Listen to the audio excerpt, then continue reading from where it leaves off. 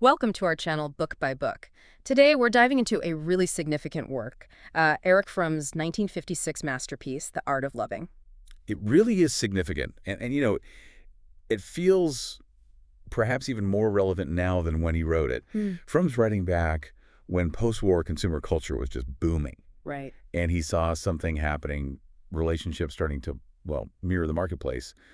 Genuine connection felt like it was being sidelined for something more superficial, more transactional. Which led to this feeling of alienation he described. Exactly. Alienation. And if that was the issue back in 56, gosh, what do we even call it today? We're swimming in dating apps, like literally menus of people. Social media demanding constant validation, real commitment often feels secondary, like an afterthought to convenience. hmm And that creates a huge amount of psychological strain, doesn't it? Mhm. Fromm was brilliant at pinpointing that underlying anxiety so many people feel. Maybe you, listening, feel it too.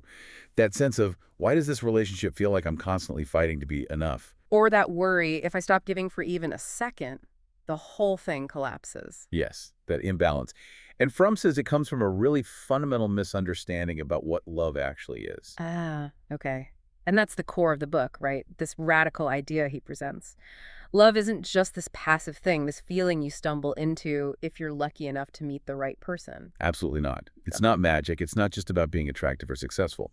Fromm's core argument is that love is an active power. It's a skill you develop. It's an art. An art, meaning it takes work. Yes. Knowledge, discipline, effort, commitment, all of it. See, we usually focus on finding the perfect object of love, the right person. Fromm says that's the wrong approach entirely. So what's the right approach then? The real task, the one that actually leads to a meaningful connection, is cultivating your own capacity to love. It's an inside job, first and foremost. Okay, shifting focus from finding the object to building the capacity. That's quite a shift. So that's what we're going to unpack in this summary. The knowledge, the work involved in mastering this art. Starting with why our usual ideas about love are often, well, kind of backwards. Yeah, exactly. Fromm kicks things off with this really startling question. Why do we treat love differently from everything else we value? Think about it. If you want to be a doctor, you study for years, right? Hmm. If you want to build furniture, you learn the craft, you practice. Okay, sure. Medicine, carpentry. They take skill and practice. But with love, we just expect it to happen. Like competence should be instant if the feeling's there. Well, yeah, that's the romantic ideal, isn't it? The movies, the songs, it's all about that thunderbolt moment, falling in love, and then presumably you just know how to do it. And that assumption, that passivity from Mhm. Fromm says is precisely why so many relationships fail. Treating love as an art means you have to approach it with the same seriousness you'd approach any other art form. So what does that involve specifically? He breaks it down. He does. He outlines 4 key components. First, there's knowledge. You need to understand yourself, understand others, understand the human condition, really. Okay, knowledge makes sense. Second, effort. Conscious, ongoing work. It doesn't just coast along. Right, not passive. Third, practice and discipline. You have to consistently apply what you know. It's like practicing scales on an instrument. Knowledge, effort, practice, and the fourth. The fourth is concentration. And this one, I think, is maybe the toughest for us today. Concentration. You mean like paying attention, not just scrolling through your phone while your partner's talking? Well, yes, that's part of it, but it's much deeper than just putting the phone down. For Fromm, concentration is the absolute opposite of alienation. It means being fully present, not just physically, but mentally, emotionally. It's about actively fighting that internal pull towards distraction and resisting all those external pressures, the constant news, the multitasking demands, the endless stream of shallow entertainment. Wow. So if I can't even sit still and focus on one thing for, say, half an hour without my mind wandering, how can I possibly concentrate fully on someone else, on their feelings, their needs, which are often subtle and complex? That's precisely Fromm's point. Lack of concentration undermines everything else. Sure. If you're distracted, you don't truly see the other person. You can't gain the knowledge you need. So mastering your own attention, that's like the basic foundation for loving well. It's fundamental. It's a core spiritual and psychological practice for the artist of love. Yeah. Without it, the art just isn't possible. Okay, this flows right into his critique of what he calls the commodity trap, doesn't it? If we don't do the hard work, the discipline, we just snap back to looking for love like we're shopping. Exactly. The commodity trap is rooted from in the way our whole society is structured, particularly capitalism, We get disconnected from what we produce, and even from ourselves. We start seeing ourselves as products, as commodities with a certain market value. And we look for partners that way too. Yes. The mindset becomes, how can I find someone with the right package? Good looks, success, status. Whatever validates me and meets my needs. The focus is all on the exchange value. What can I get from this person? But hang on, is it really fair to expect people to totally ignore that? I mean, we have limited time, limited energy. Society pressures us to find someone stable, someone who, checks certain boxes. Isn't some market logic kind of inevitable? Or at least understandable? That's a really important question. And Fromm definitely acknowledges the pressure. But he argues that giving in to that market logic is the very cause of our alienation, not a practical solution. If you treat the relationship purely as an exchange, like you're hunting for the best deal, well, what happens when a better deal seems to appear? The connection feels instantly shaky, vulnerable. Precisely. You're isolated because the foundation is transactional, not based on commitment to the person themselves. So the art mindset is about actively pushing back against that commodification. It flips the whole question around. It flips it completely. Instead of, how do I get someone to love me? The artist asks. How do I become someone capable of loving? Exactly. The focus shifts inward to growth, to giving, to building that internal capacity. That capacity is a resource you actually own, unlike the endless, exhausting search for the perfect external object. You're not hunting for the perfect thing. You're perfecting the act of loving itself. Okay, so if we're going to practice this art outwardly, Fromm says we need to do some serious inner work first. It starts with self-love. Yes, but we need to be really clear what he means by self-love. It's a term that gets thrown around a lot today, often confused with Narcissism, being self-obsessed. exactly. Fromm's idea is totally different. It's not about vanity or constant self-focus. It's rooted in self-respect, in recognizing your own worth as a human being. It's about taking responsibility for your own growth and well-being. So less about loving yourself in a superficial way and more about respecting yourself, caring for your own inner life. Precisely. If you don't have that basic self-respect, if you don't genuinely care for your own psychological health, what do you really have to offer someone else that's stable and authentic? You can't think sustainable, I guess. You'd just be looking for them to fill your own emptiness. And that's the danger. That's where dependency creeps in. Without that solid core of self-respect, relationships become about fear of loneliness, fear of being abandoned, or they become these kinds of rescue missions. Where you're trying to save them or hoping they'll save you. Right. You use the partner basically as a shield against your own inner void. So if someone listening recognizes that pattern in themselves, always clinging, maybe sacrificing their own needs just to keep someone around, terrified of being alone, Fromm's advice is kind of counterintuitive, isn't it? It's not go find someone better. It's stop looking outward for a bit. Yes. Pause the external search. Turn inward and focus on building that self-respect first. Learn how to set healthy boundaries. Cultivate your own inner garden, as the analogy goes. You can't help someone else's garden flourish if your own soil is depleted. You really can't. If you're constantly looking outside yourself for validation, for someone to fill your emotional bucket, you'll inevitably approach relationships as a taker, driven by need, not by a genuine desire to give. Okay, so that foundation of self-respect allows us to understand the crucial difference he draws between immature love and mature love. And he sums it up brilliantly with those two famous quotes.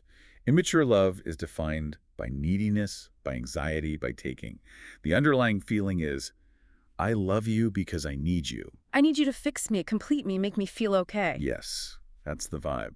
It's driven by deficit. Which feels like, well, kind of the default setting for a lot of romantic ideas in our culture, doesn't it? Finding your other half. It really does. But mature love, for Fromm, operates from a completely different place. It's driven by freedom, by strength, by wanting to express your vitality and support the other person's growth. So the quote gets flipped. I need you because I love you. Okay, I need you because I love you. How is that need different? It still sounds a bit needy. It's a need born not from lack, but from fullness. It's like saying, my life is enriched by expressing my love for you, by supporting your journey. Seeing you thrive confirms my own capacity to love and be vital.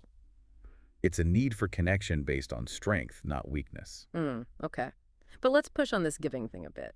If the focus of mature love is primarily on giving, supporting the other's growth, pouring out energy, how do you stop that from just becoming, well, martyrdom? Or letting yourself be treated like a doormat. Where's the line? That's a really critical distinction, and Fromm addresses it. In immature love, giving feels like a sacrifice because you're secretly expecting something back immediately. You give to get, and when you don't get it, you feel drained, resentful. Okay, yeah, that feeling of keeping score. Right. But in mature love, giving isn't a sacrifice in that sense. It's actually the highest expression of your own power, your own aliveness. Fromm says the act of giving makes the giver richer, not poorer.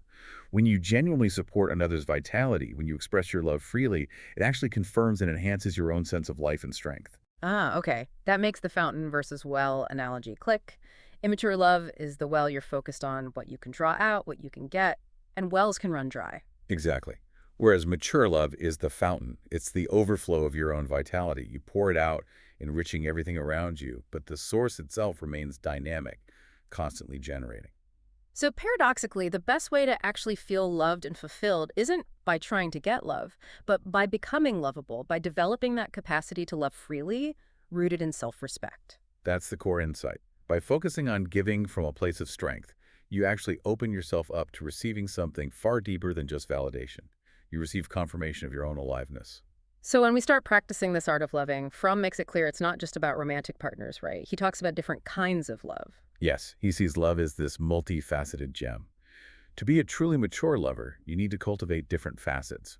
Brotherly love, motherly love, erotic love, self-love, which we've touched on, and even what he calls love of God, or a transcendent love. Okay, let's break those down a bit. Starting with brotherly love. He sees that as fundamental. Absolutely. It's the foundation for all other forms. Brotherly love is that sense of responsibility, care, respect, and knowledge for all human beings. It's based on recognizing our fundamental oneness, our shared humanity, beneath all the surface differences. So it's more than just being generally nice to people. Oh, much more. It's active solidarity. It's seeing someone suffer and feeling compelled to help, not out of pity, which can be condescending, but from a place of, that person is me, we are connected. It demands we look past status, wealth, all those divisions. Okay. Then there's motherly love. That seems more specific. It is, especially in its purest form. Initially, it's about nurture, unconditional affirmation. I love you simply because you exist. It's focused entirely on the child's needs and growth. But Fromm adds a crucial developmental point. Truly mature motherly love eventually shifts.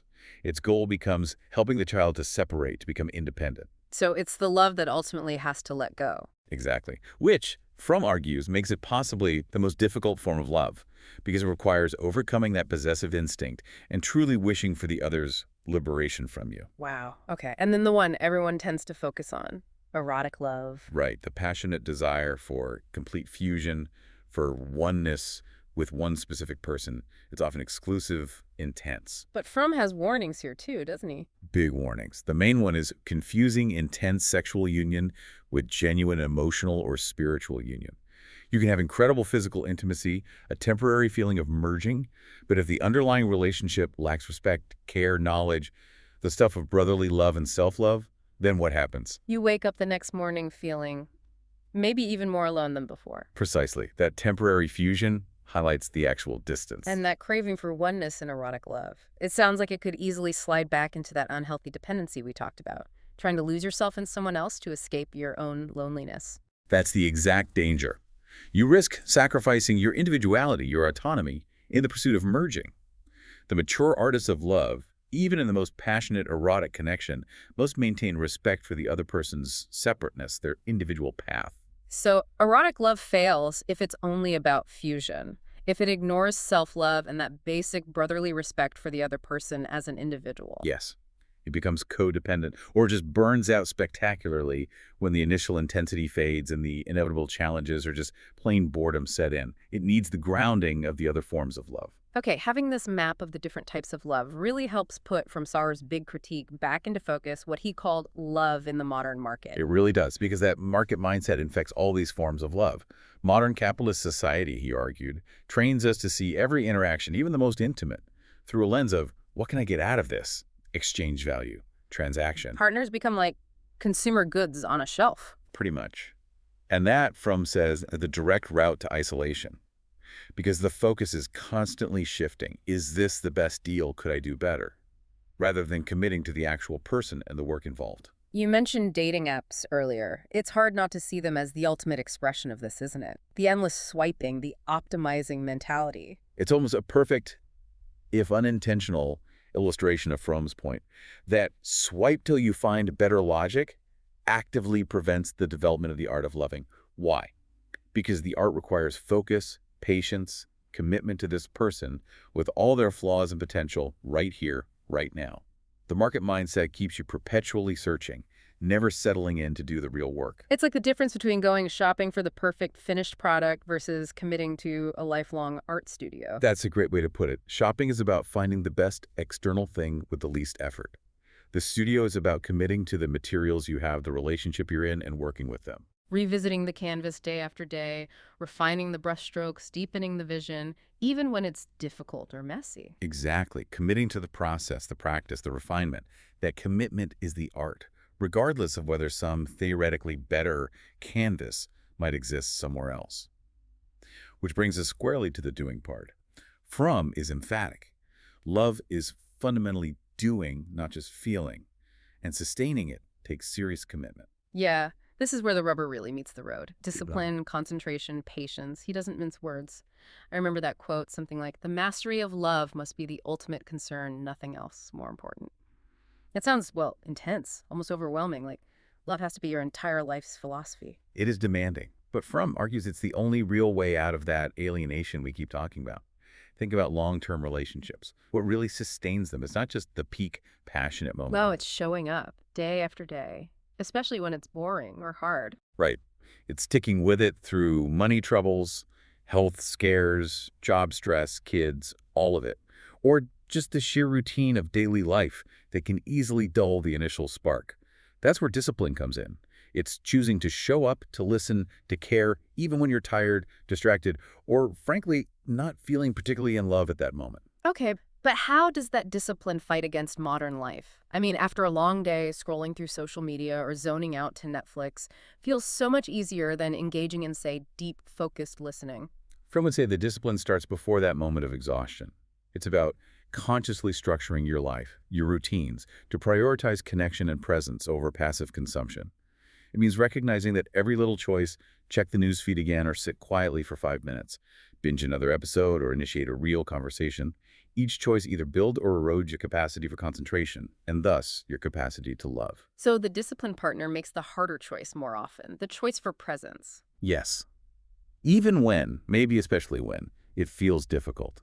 It's about translating that feeling of I'm committed into consistent action, regardless of the immediate emotional payoff. It's the difference between falling in love, which feels effortless, and actively standing in love, which takes conscious effort. Beautifully put. Standing in love. And Fromm connects that sustained effort directly to developing certain core character traits, certain virtues, really. Without these, the discipline won't stick. He focuses on three: humility, courage, and faith. Okay, let's unpack those. They sound important, but maybe not the first things people think of when they think relationship skills. What does humility mean here? Humility for Fromm is about getting past your own ego, your own narcissism. It's about seeing reality, including your partner, objectively, without constantly projecting your own needs or insecurities onto them. The humble person knows they don't have all the answers, they know their own flaws. This allows them to actually hear criticism or a partner's needs without getting instantly defensive. It keeps dialogue possible. Arrogance kills it. Right, makes sense. And courage. Love often seems like it should be safe, comfortable. Where does courage come in? Mature love requires real vulnerability. That's where courage comes in. If you genuinely commit, if you truly give yourself, you risk getting hurt. You risk rejection, disappointment, eventually even loss. The courageous lover accepts that risk. They choose to love actively anyway. Courage also means being honest with yourself and your partner, even when the truth is uncomfortable or difficult. You don't shy away from conflict just to keep a false peace. Okay. Humility to see clearly, courage to act vulnerably. And the third one, faith. That sounds potentially tricky. Is he talking about religious faith? Not necessarily, no. He means rational faith. It's a firm belief in the potential for growth, both in yourself and in the other person. It's faith in your own capacity to keep learning, keep practicing love, keep showing up. And it's faith in your partner's fundamental core, their potential to grow, even when they're maybe acting out or seem stuck. So it's like the faith an artist has in their messy canvas, trusting the process. Exactly like that. It's the conviction that sustained, loving effort will yield something meaningful, even if it looks difficult right now. Without that faith, you'll just quit the moment things get tough. Why bother putting in the effort if you don't believe growth is possible? Humility, courage, faith. Okay, these aren't just add-ons. They're like the engine driving the discipline needed for standing in love. They're absolutely essential. They allow that initial spark of falling to transform into something grounded, resilient, and truly lasting. All right, this is all incredibly insightful, but potentially daunting too. So for listeners thinking, okay, I get the theory, but how do I actually do this? FromSat offers guidance, right? We need to translate this into daily practice. Set up our emotional studio. He does. It's about building habits that shift you from that passive commodity mindset to the active craft mindset. We've pulled together 10 actionable practices, really inspired by Fromm's ideas, to help you do just that. Okay, let's hear them. Maybe we can group them. What's first? Let's start with building that knowledge and self-mastery. Practice 1. Define your loving actions daily. Seriously, take a minute each morning. Ask yourself, what does loving this specific person or just others look like in action today? Focus on verbs, listening, supporting, understanding, maybe even setting a boundary kindly. It makes the goal concrete. Okay, clarifies the doing. What's next? Practice 2. Cultivate real self-love. Spend maybe 5 minutes just appreciating your own core self, your values, your efforts, your basic human worth. Importantly, try not to focus on external things like appearance or achievements. This builds that inner foundation Fromm talks about. Reinforcing intrinsic worth. Good. Third. Practice 3. Fight for concentration. This is crucial. Deliberately carve out some sacred time each day for focused presence. It could be 15 minutes of truly listening to your partner, phone away, no interruptions. Or just practice focusing fully on a mundane task like washing dishes without letting your mind drift or seeking distraction.